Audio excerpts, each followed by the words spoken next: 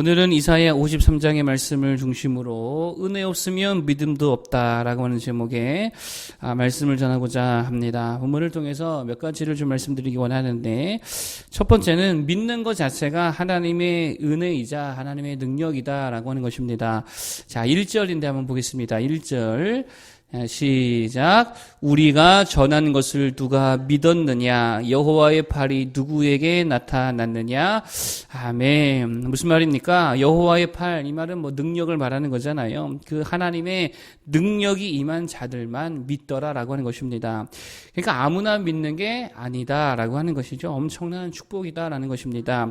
믿는다는 게 무슨 말입니까? 이게 다른 말로 요한복음에 의하면 거듭남이다. 이거가 뭐 같은 말이죠. 거듭난 자들이 믿는 거고, 믿는 자가 거듭난다라고 하는 것이죠.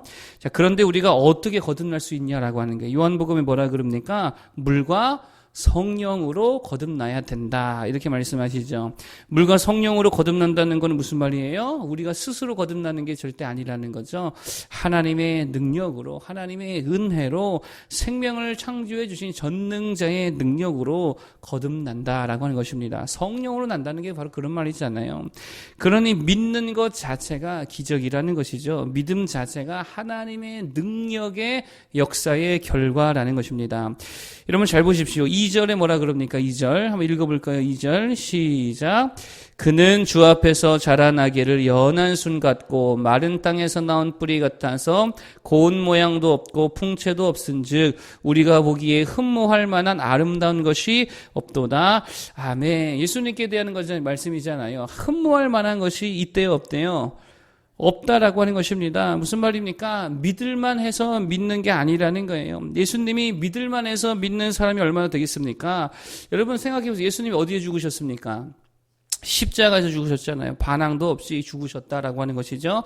가장 연약한 모습으로, 가장 추한 모습으로, 가장 비참한 모습으로 죽으셨다라고 하는 거예요. 누가 그걸 바라보면서 예수님을 믿을 수 있겠냐라고 하는 거예요. 그러니 이게 믿을만 해서 믿는 게 아니라는 것입니다. 진짜 하나님의 은혜와 능력이 없이는 예수님을 믿을 수 없다라고 하는 거예요.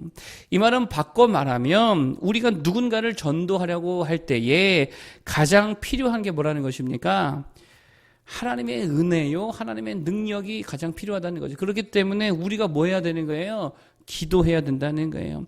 하나님이 은혜 주시고 그에게 능력을 베풀어 주실 때에만 그도 믿는 자가 될 수 있다라는 것입니다. 복음서에 보면 수많은 무리들이 예수님의 기적도 보았고 병고침도 보았고 귀신이 내어 쫓기는 것들도 보았습니다. 그럼에도 불구하고 예수님을 믿는 자의 수는 많았습니까? 적었습니까? 적었다라고 하는 거예요. 그들의 관심은 떡 주는 것이었고 복 받는 것이었고 잘 사는 것이었고 민족적 독립에만 관심이 있었다라고 하는 것입니다. 여러분, 그러므로 전도는요, 설득하는 게 아니라는 거예요. 전도는 무조건입니다. 하나님의 은혜와 능력의 차원에서 접근해야 된다라고 하는 거예요.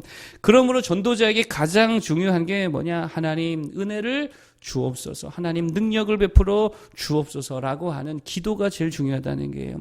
기도 없이 절대로 영혼 구원할 수 없다라는 것입니다. 정말 기도로 우리가 사람을 구원할 수 있는 모두 되기를 바라겠습니다. 제가 초등학교 한 4학년인가 3학년 때입니다. 제가 어떻게 해가지고 기도원에 가서 우리 장로님이죠. 장로님과 함께 새벽에 기도원에 다녀왔습니다. 산기도를 갔어요. 그래서 둘이 그때 당시 제 기억으로 한 2시간 반에서 3시간 정도를 산에서 텐트에서 기도를 하다 내려왔습니다. 어린 마음에 뭘 기도하겠습니까? 고난 있겠어요? 뭐가 있겠어요? 그래서 그냥 옆집에 사는 아무개 친한 친구가 있었는데, 주님, 그 친구가 구원받기 원합니다. 그냥 그거 하나 붙들고 한 2시간 기도했던 것 같습니다. 정말 신기하게도 갔다 와서 다음날 그 친구가 나한테 오더니, 나 이번 주부터 니네 교회 가겠다고. 제가 그때 진짜 기도 체험을 했거든요. 야, 기도하니까 하나님이 진짜 말도 안 되는 일들을 일으켜 주시는구나. 그런 일들이 일어나더라라고 하는 거예요. 여러분, 하나님이 은혜 주셔야 사람을 구원하고 전도할 수 있을 줄로 믿습니다. 그러니 우리가 또 먼저 믿은 우리가 가져야 할 태도 중에 하나가 또 뭐냐? 바로 그렇기 때문에 믿음 주신 하나님께 모든 영광을 다 돌려드리는 거죠. 뭐 교만하게 내가 뭐 믿음이 좋아서 그렇게 말할 수 없다라는 것입니다. 믿게 하시니가 하나님이라는 것을 고백하면서 정말 그 하나님께 감사할 줄 아는 우리 모두가 되어야 된다는 거예요. 정말 그렇지 않습니까? 여러분, 우리들의 인생을 돌아보면 여러분 참 하나님을 믿고 예수를 믿는다는 게 기적이지요. 저도 마찬가지입니다. 제가 얼마나 이렇게 좀 완악하게 안 믿으려고 했냐면 우리 누님께서 먼저 예수님을 잘 믿었지요. 뭐 어릴 때부터 잘 믿었으니까 동생 구원 한번 시켜보겠다라고 IVF에서 한 EBS 수련회 한 20년 전 정도 되겠네요. 그때 당시에 거기 한번 가보라고. 그러니까 거기가 이제 EBS 수련회가 뭐냐면 초신자들이 이제 처음 예수 믿게 하는 그런 수련회였거든요. 거기 한번 가보라. 그래서 동생이 잘 말 안 듣잖아요. 가면은 뭐 해주겠냐고 그랬더니 뭐 오늘날로 치면은 뭐 노스페이스 뭐 이런 패딩이죠. 그 나이키에서 패딩이 파는데 그거 하나 사주면 내가 가겠다고. 얼마나니까 심보가 못됐습니까? 그래서 그거 사주겠다고 그래가지고 다녀오라고 4박 5일 수련회비 한 15만 정도 했는데 그거 다 지불하고 패딩 사는데 20만 원 지불하고 누나도 돈이 없었을 텐데 그거 다 지불해가면서 동생 구원해보겠다고 다녀오라고. 그래서 가면 또 잘 또 한 것도 아니죠. 제가 거기에 IVF 그 간사님 이름은 기억 안 나지만 얼굴은 제가 기억나거든요. 그분이 강의하고 소그룹 모임 토임할 때마다 얼마나 제가 반박하고 방해하고 막 그랬는지 안 믿으려고 그냥 막 그렇게 아주 그냥 유명하게 그렇게 했다라고 하는 것입니다. 그때를 생각하면 지금 하나님을 이렇게 믿고 사랑하고 주의를 하고 있다는 게 이게 참 기적이지요. 어떻게 내가 주님을 믿을 수 있었을까? 믿음 주신 게 얼마나 감사한지 모른다라고 하는 것입니다. 여러분, 이게 믿음이 내 뜻대로 되는 게 아니더라라고 하는 것이죠. 그래서 요한복음 1장에 보면 이렇게 말씀하죠. 영접하는 자, 곧 그 이름을 믿는 자들에게는 하나님의 자녀가 되는 권세를 주셨으니, 그러면서 이렇게 말합니다. 이런 일이 일어난 이유는 이는 혈통으로나 육정으로나 사람의 뜻으로 나지 아니하고 사람의 의지로 된 것이 아니라 하나님께로부터 난 자들이니라. 하나님의 은혜가 부어져서 된 것이다 라고 하는 말씀입니다. 믿음이 뭡니까? 사람의 뜻으로 된 게 아니라 누구로부터 왔다고요? 하나님께로 왔다라고 하는 것입니다. 그러니 은혜지요. 그러니 감사해야 될 줄로 믿습니다. 정말 감사하는 보다 되기를 바라겠고 이 믿음을 정말 누리고 사용하고 이 믿음으로 늘 승리하는 보다 되기를 바라겠습니다. 두 번째로 말씀드릴 것은 뭐냐? 그러면 우리의 믿음의 핵심 내용이 뭐냐는 거예요. 바로 예수님의 십자가 고난인 줄로 믿습니다. 이게 믿음의 핵심 내용이지요. 예수님이 나 때문에 고난 당하심으로 나는 주님 때문에 구원을 받았다. 뭐 영적 아니 신적 교환이 일어났다. 이렇게도 뭐 어려운 말로 표현하긴 하는데 4절을 한번 보겠습니다. 4절 한번 읽어보겠습니다. 시작. 그는 실로 우리의 질고를 지고 우리의 슬픔을 당하였거늘 우리는 생각하기를 그는 징벌을 받아 하나님께 맞으며 고난을 당한다 하였노라. 아멘. 그는 실로 우리의 무엇을 지고요? 질고를 지고. 질고가 뭡니까? 질병을 말하는 거잖아요. 오나 보니까 질병이라는 뜻이더라고요. 질병을 지시고 그리고 우리의 슬픔을 당하셨다. 무슨 말입니까? 예수님은 질병과 슬픔을 당할 이유가 없었잖아요. 예수님은 그런 이유가 없었지요. 누구 때문에 이 모든 걸 당하셨습니까? 나 때문에, 우리 때문이다라고 하는 거예요. 우리의 질병과 우리의 슬픔을 주님이 대신 져주셨다라고 하는 거죠. 그 결과가 5절입니다. 5절 한번 읽어보겠습니다. 시작. 그가 찔림은 우리의 허물 때문이요 그가 상함은 우리의 죄악 때문이라. 그가 징계를 받음으로 우리는 평화를 누리고 그가 채찍에 맞음으로 우리는 나음을 받았도다. 아멘. 우리 허물로 인해 찔리시고 우리 죄악으로 상하시고 징계를 받음으로 그 결과 어떻게 되었느냐? 우리에게는 평화가 임하고 나음과 회복이 임하게 되었다라고 하는 것입니다. 무슨 말입니까? 예수 그리스도 안에만 평강이 있고 나음이 있고 치유와 회복이 다 있더라라고 하는 게 누구 안에 있다고요? 예수님 안에, 예수 믿는 믿음 안에 있는 줄로 믿습니다. 여러분 보세요. 예수 그리스도가 지나간 곳에는 평화가 다 임하잖아요. 치유가 임하잖아요. 능력이 임하고 회복이 임하잖아요. 그런데 예수님이 전혀 없는 곳을 한번 생각해 보세요. 전혀 없는 곳은 거기는 다 죽음과 절망 아닙니까? 저는 종종 이렇게 그 유대인 홀로코스터에 관한 책이나 영상들을 좀 보는데 요즘에도 소개드리는 책이 있죠. 살아야 한다, 나는 살아야 한다. 거기 보니까요, 제가 보다가 잠이 안 올 정도로 참담함을 느낍니다. 나치에는 예수님이 있어요, 없어요? 없잖아요. 나치에 무슨 예수님이 있어요. 예수님이 전혀 없지요. 그런데 나치가 지배한 세상이 어떻습니까? 평화가 없다는 거예요. 치유가 없습니다. 회복이 없습니다. 오직 죽음과 절망밖에 없다는 거예요. 유대인들을 모아다가 수용소로 보냅니다. 옷을 다 벗기고요. 여자들은 머리를 다 잘라서 머리를 따로 모아두고 옷도 따로 모아두고 모든 주머니에 물품들도 따로 종류별로 다 모아드립니다.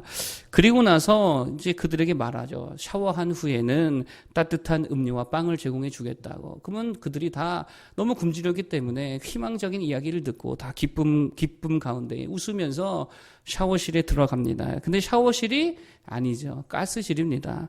샤워실에 다 밀어넣고 가스로 다 죽여버립니다. 그리고 나서 같은 민족 유대인들 중에 건장한 자들을 선별해가지고요.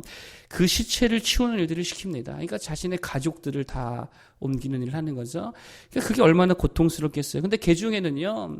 엄마 품에 꼭 안겨 있어가지고 목숨이 남아있는 어린 아이들이 있다라고 하는 게 그러면 그 아이들의 목을 졸라서 죽여줘야 된다는 거예요. 왜냐면은 산채로 묻을 수는 없으니까 그게 그 아이들이 더 편하게 갈 수 있는 방법이라 생각해서 자기네 동족들에게 그렇게 할 수밖에 없었다는 거예요. 그러니 이게 얼마나 악몽입니까? 그래서 이 노동자 그룹은요 밤마다요 그 노동자 숙소에서 자살이 끊이지를 않는데요. 자살이 혼자 죽을 수 없으니까 그도 자살을 도와줘야 된다. 의자를 이제 또 치워주고 해야 되는 부분이 있기 때문에 그러면 서로 자살을 도와주고 그러면서 그 비참한 상황을 계속 이어가는 거예요.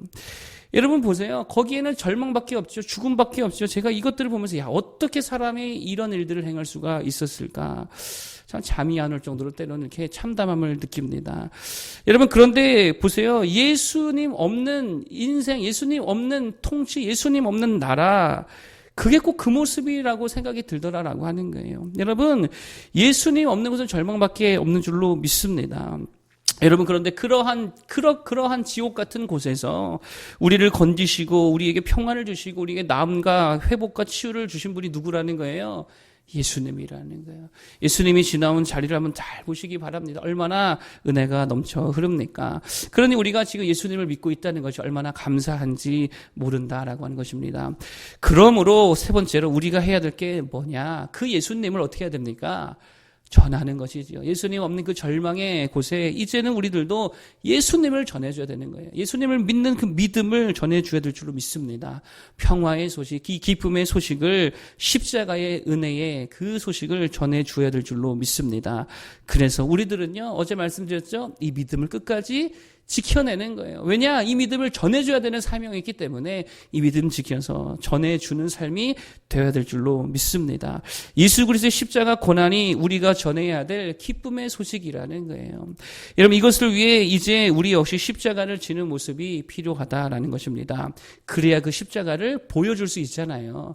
그들에게 십자가를 어떻게 전할 수 있습니까? 우리가 십자가 지는 모습을 통해서 보여줄 수 있는 것이다라고 하는 거예요. 제가 몇 개월 전에 이야기 드렸습니다. 친구로부터 전화가 왔었는데 이 친구가 이제 시험관 시술로 쌍둥이를 임신했습니다. 그런데 다운증후군인 것 같다라고 하는 연락을 받게 되어집니다. 그래서 정밀 검사를 해보자고. 친구가 너무 두려운 마음에 이 친구는 예수 믿는 친구가 아니거든요. 그러니까 제가 이런 경험들이 좀 있으니까 저한테 전화를 했더라고요. 그래서 일단은 진정시키고 기도하자고 내가 기도해 주겠다고. 그러고 나서 좀 이렇게 전화를 끊고 났더니 마음이 참 무겁더라고요. 하나님, 왜 이 친구에게 이런 시련을 주십니까? 그리고 기도를 하는데 얼마나 마음이 아프던지. 그런데 한참을 기도하는데요. 저에게 그런 마음을 주시는 거예요. 그런 기도를 주시는 거예요.